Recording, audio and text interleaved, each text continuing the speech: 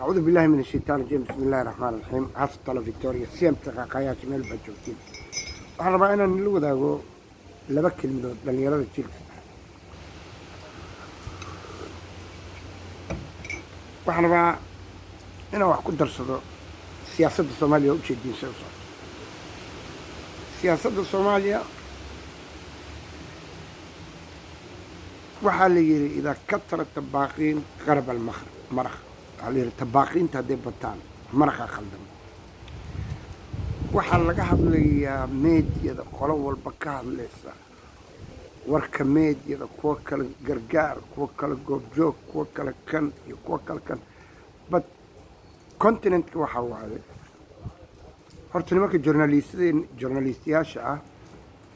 ma madax banaano they are not independent journalists qolo walba qolay raacsan tahay hadday dalsan tahay hadday wax walba tahay it's not programmatic keliya maahane conceptual maaha mihnadooda ma garanayaan waxay ka hadlayaan waxyaalo oon meesha oolin waxay aad iyo aad uga hadlaan confused dadka geliyaan waxay sharaxayaan hadal aan jirin waxay ka hadlayaan wax la buunbuuninayo hadda aragtid waxay ku salaysan tahay qabyaalad waxay ku salaysan tahay qaar mucaarad la jiro waxay ku salaysan tahay qaas farmaajo la jiro to have every information is good sometimes laakiin waxay noqotay Soomaaliya to have information is to have been in dhageysto waa been cad oo lagu leh oo meel bloo soo maray wax dhow Soomaaliya ka dhacay wax dhow Soomaaliya ka jiro wax hadda Puntland ka jiro wax hadda Jubbaland ka jiro wax nagu cusub ma leh بلتانكي بدلاتي غير وحنا عصب ماله مركز dhalinyarada waxaan rabaa you must keep out from this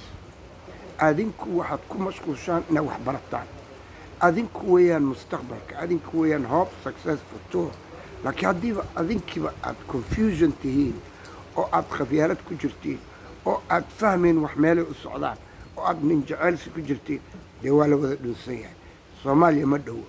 taana waxaan ka waaninayaa dhalinyarada Soomaaliya dhalinyarada Soomaaliya waxaan arkaa dadku ugu liita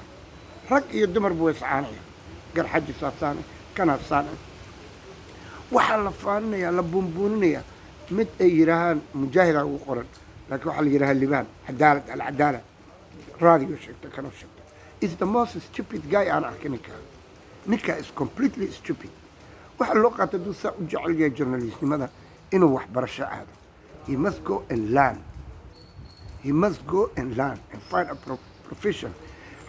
House building journalism قال له رسم الله سبحانه وعنا هذا الصوت ويا فرح مرتيل واجع على هذا الذي فنك هذا نوفي عنه وعندك يستا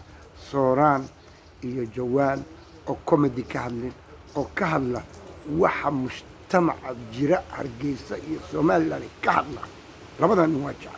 iyo dumar kale marka dhalinyarada waxaan leeyahay haddaad rabtiin inaad meediyada ka hadashiin